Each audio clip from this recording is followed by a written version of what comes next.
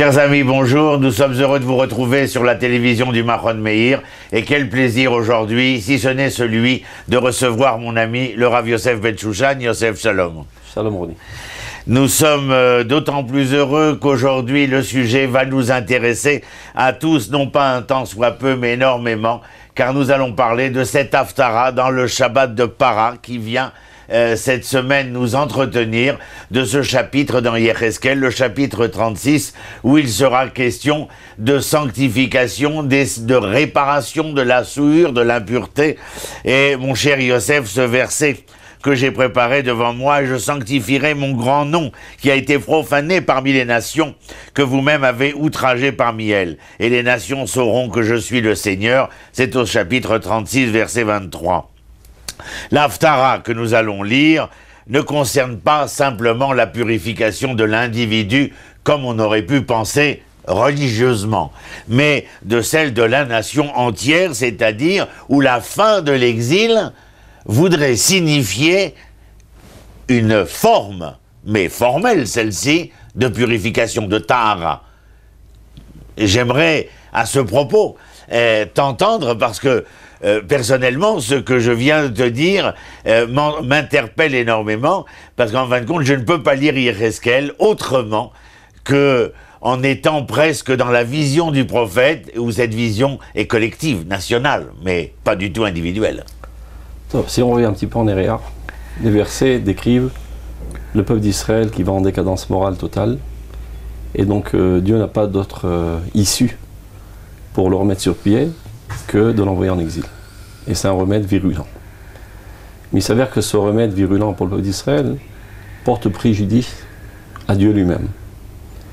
Car du fait que les enfants d'Israël sont dispersés, cela crée un chilul Hashem, une profanation du nom de Dieu. Qu'est-ce que ça veut dire profanation du nom de Dieu? Comme il est dit, Vachelelu et Koti, ils ont profané mon saint nom. Alors on aurait pu penser profanation du nom de Dieu par le fait qu'ils n'ont pas accompli les mitzvot, ils n'ont pas mangé kasher, pas mis leur tefillin. Mais c'est pas de cela qu'il est question, comme le prophète lui-même s'explique. Bémor am Hashem ele umeartso yatsahu. Tu peux garder ça pour tout à l'heure, parce que je pense que par la suite.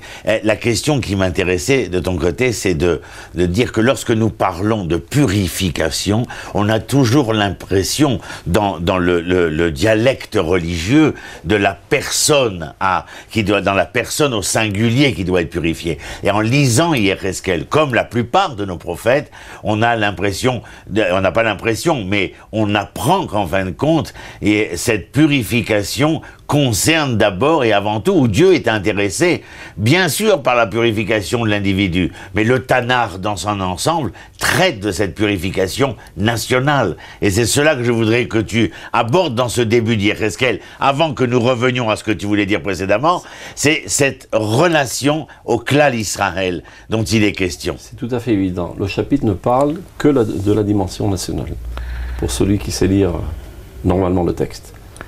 Et de quoi s'agit-il quand on parle de purification? Ben, c'est exactement ce que j'avais entamé, que tu m'as coupé la parole, mais c'est pas grave.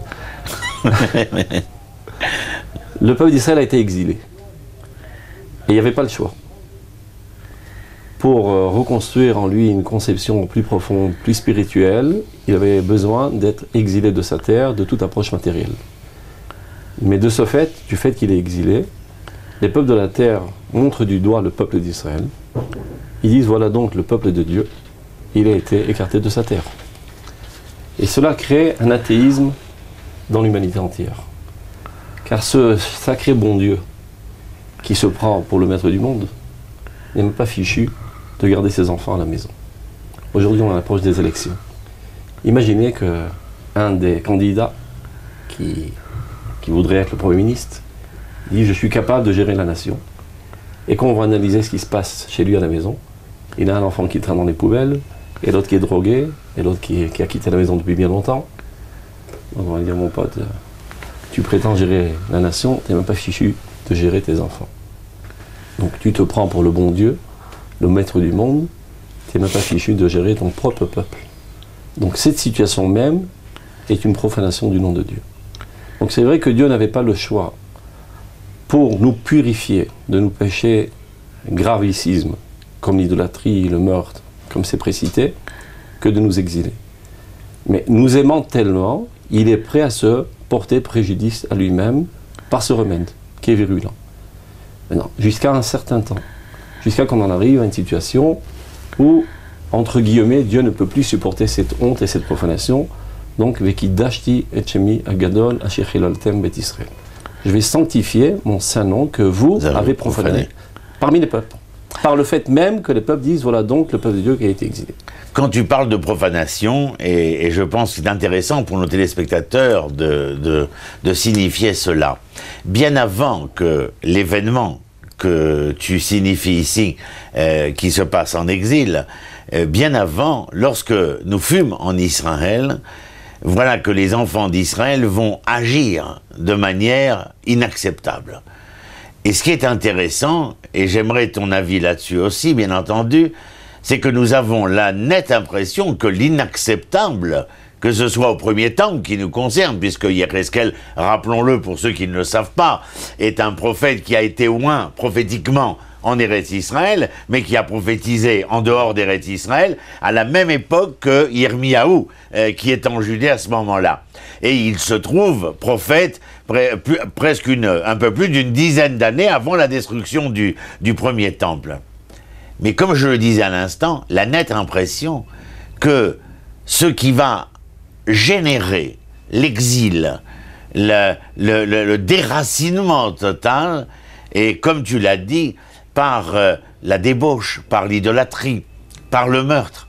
En fin de compte, à chaque fois, ne penses-tu pas que l'Éternel a un regard plus probant concernant l'identité morale d'Israël, plutôt que l'approche seulement cultuelle de la Torah?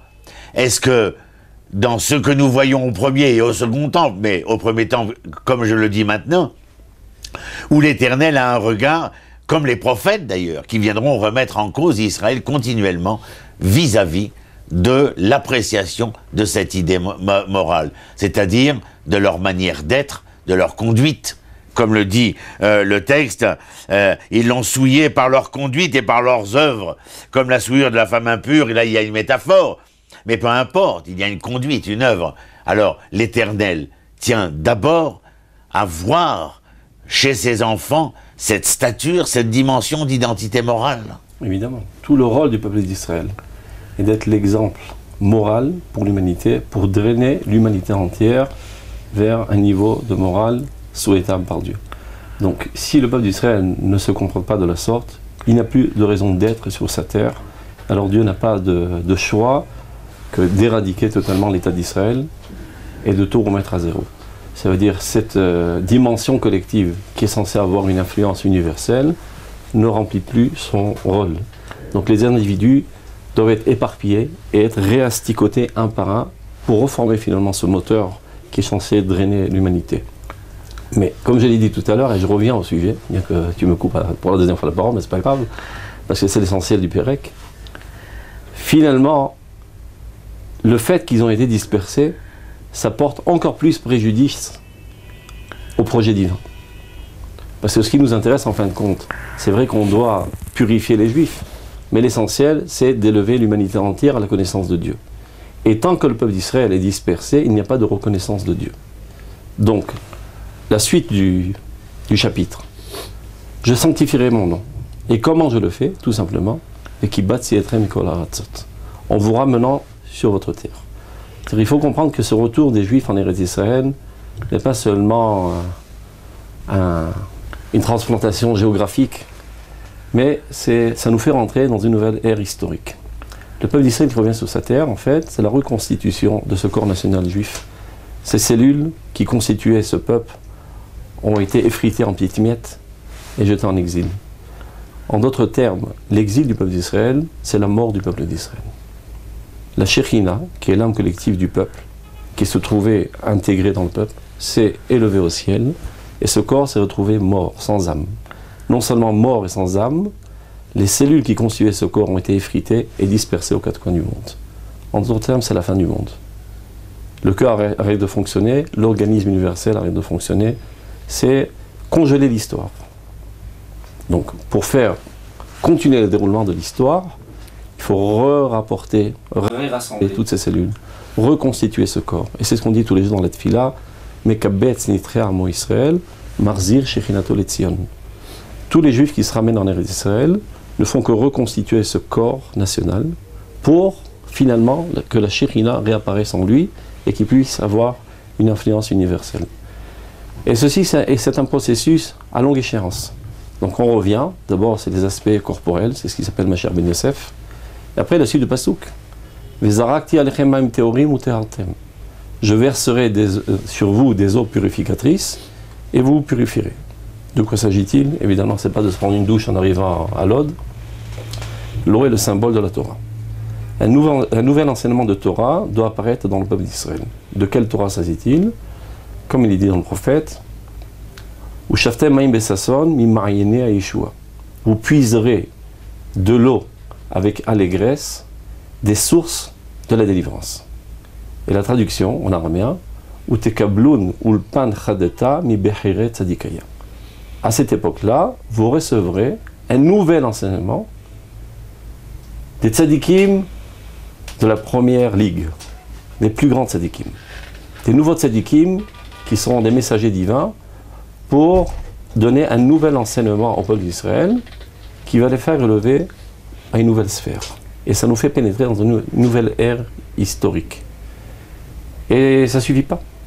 Le verset d'après il dit il y a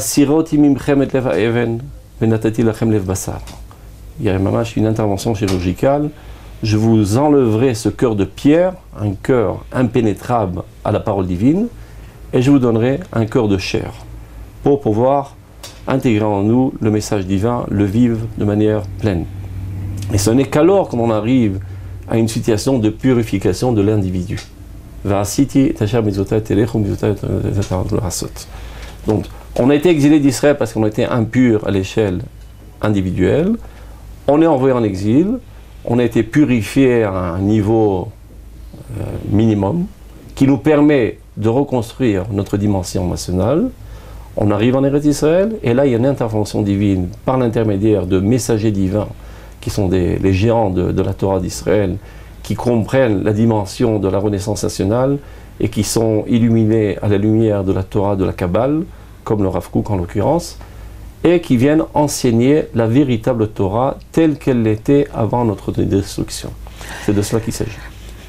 Je voudrais revenir un peu à quelque chose de beaucoup plus terre à terre, si tu me le permets, parce que tu as rappelé que l'Éternel intervient en disant je vais donc devoir intervenir parce que vous avez profané mon saint nom, et lorsque, eh bien, les nations, quelle profanation? Parce qu'en fin de compte, je pourrais te dire, comme aurait pu d'ailleurs réagir Yecheskel, de quelle profanation parles-tu?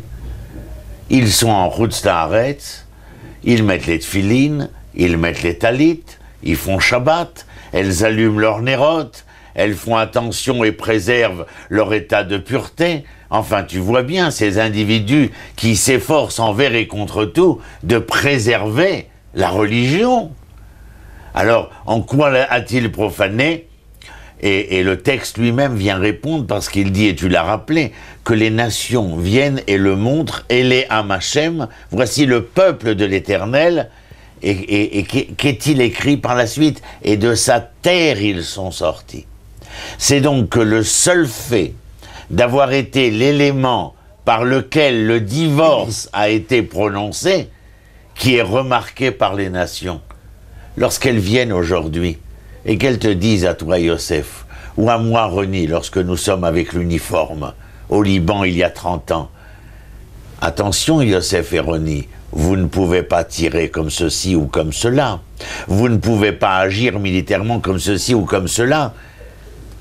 Elles exigent de nous, ou elles ont une connaissance de nous qui a trait véritablement au fait moral dont nous parlions, et qui fait que lorsque nous sommes conséquents de l'immoralité en dehors du terroir naturel, elles sont capables là aussi de nous montrer du doigt.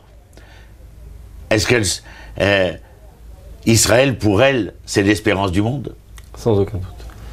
Il faut savoir que toute l'attention qui est portée envers l'État d'Israël, qui est très souvent animée de haine et de critique, en fait, c'est par une attente très profonde, instinctive, intuitive, ce n'est pas au niveau de la conscience, de l'humanité envers le peuple d'Israël. Parce que de fait, le peuple d'Israël est le cœur de l'organisme universel. Et si ce cœur arrête de battre, eh ben, l'organisme est mal au point. Et ce cœur qui a été exilé, c'est amouraché de l'exil. En fait, le véritable coupable de toute la décadence universelle, c'est le peuple d'Israël. On a toujours accusé les Juifs qui sont toujours coupables de tout. À vrai dire, ils ont raison. Il ne faut pas avoir honte de le dire. C'est vrai que ça paraît antisémite. Mais en fait, c'est une attente très profonde du peuple d'Israël de véritablement remplir son rôle, de concrétiser sa vocation. Et quand le peuple d'Israël s'endort sur ses lauriers, alors il y a une tension universelle qui se fait envers le véritable coupable, qui est le peuple d'Israël. Et c'est pour cela que l'Éternel dit, ce n'est pas pour vous que je le fais. Non. Lo lebanchem. Non. Tout ce que je suis en train de faire, vous n'êtes pas méritant. Parce qu'on le savait d'avance, il y a des gens qui se posent la question, comment est-il possible que ce qui se passe aujourd'hui, c'est la délivrance du peuple d'Israël, c'est la Géoula. A priori, ça n'a pas tellement l'air, ils ne sont pas tellement religieux, ces Juifs qui reviennent en Eretz Israël. Ben, les gens qui posent cette question, tout simplement, ils montrent leur ignorance dans la Bible. Parce que le verset le dit de la manière la plus claire. Lo le'ma'anchem ani oseh b'Israël, boshu v'yikalmu lechem b'Israël. Ce n'est pas pour vous que je le fais. Ayez honte. Ayez honte, absolument. Parce que vous êtes sale, vous êtes impur, vous êtes souillé. La preuve en est, c'est que j'ai besoin de vous purifier quand vous arrivez en Eretz Israël. C'est un besoin divin. Car si on continue comme ça, l'humanité arrivera à une situation irréversible de méconnaissance du nom de Dieu. Donc Dieu est prêt à supporter ces souffrances pour notre remède virulent, pour nous guérir en exil, jusqu'à un certain stade où l'humanité risque d'arriver à une situation irréversible. Si le peuple d'Israël n'est pas revenu de lui-même à la morale, et n'a pas décidé de lui-même de reprendre le volant de la direction du monde, eh bien, ça les oblige à revenir. Comme il est dit dans la Gemara, ou ils reviendront d'eux-mêmes, ou bien, Ma'amid alehem melech kaché ka'aman et marziram. Quoi qu'il en soit, le peuple d'Israël devra revenir à son essence, à sa nature. Ou de son propre gré, ou bien il leur mettra un ennemi aussi fort qu'Aman, comme on l'a vécu il y a 70 ans avec Hitler, et qui, lui, engendra cette teshuva. De quelle teshuva s'agit-il? Pas encore de la teshuva individuelle, mais de la teshuva nationale. Du retour à notre identité nationale par la force de la haine des ennemis. Après, en arrivant en Eretz Israël, le paysage, la beauté d'Eretz Israël, la sainteté qui s'y trouve, le fait qu'on retourne dans notre élément naturel, cela va nous ramener à notre identité spirituelle. Mais il y avait un besoin d'abord de retourner à notre identité nationale. Chose qu'on avait totalement oubliée en exil. On ne vivait qu'à notre échelle individuelle. En d'autres termes, on a continué la faute de sinatrinam, la haine gratuite. Car on a été détruit essentiellement par la haine gratuite, ce qui veut dire la méconnaissance de notre dimension nationale. Et on est sorti en exil et on n'a pas guéri si facilement de cette haine gratuite. Il n'y a qu'à voir, quand les Juifs étaient persécutés en Algérie, tu viens d'Algérie, et bien qu'est-ce qu'ils ont fait? Ils ont fait leur valise, ils se sont barrés en France. Et de même en Pologne, et de même dans tous les pays du monde. Personne ne s'est dit, mais c'est une honte envers le collectif du peuple d'Israël. Chacun n'a pensé qu'à sauver sa propre peau. Mais personne n'a pensé en dimension nationale.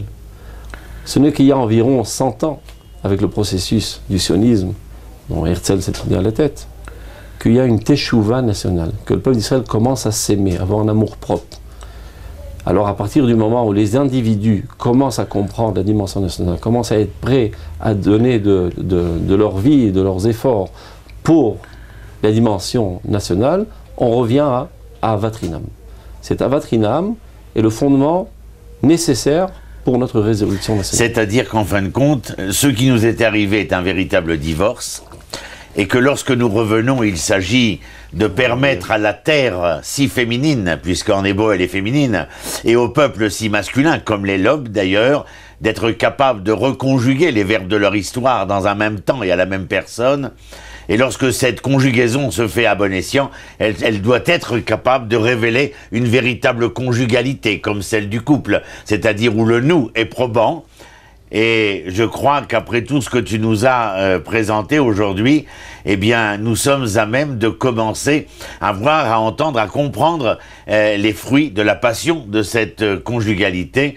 Et nous restons bien entendu très optimistes quant au devenir d'Israël, car tu te rappelles, Manes Parber disait « Ne désespérez pas, le désespoir c'est l'espoir impatient ». Or nous ne sommes pas impatients, puisque dans Barachot du Yerushalmi, il est question au moment du Hayelet Hachachar, du Kima, c'est-à-dire d'une évolution, d'un processus évolutif, mais qui se fait pas à pas. Nous sommes vers la perfectibilité du monde sur laquelle nous intervenons directement, comme tu l'as précisé, et avec ces mots, eh bien, plein d'espoir, plein de devenir pour Israël. Attention, rappelez-vous, jamais l'avenir, qui est l'épithète du verbe avoir, mais le devenir épithète du verbe être. Nous ne tendons qu'à devenir pour mieux être.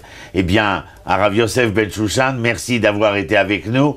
Je vous remercie de nous avoir suivis et je vous dis à la semaine prochaine. Toda Rabba, Shalom depuis Jérusalem pour la télévision du Machon Meir, les Hitraot.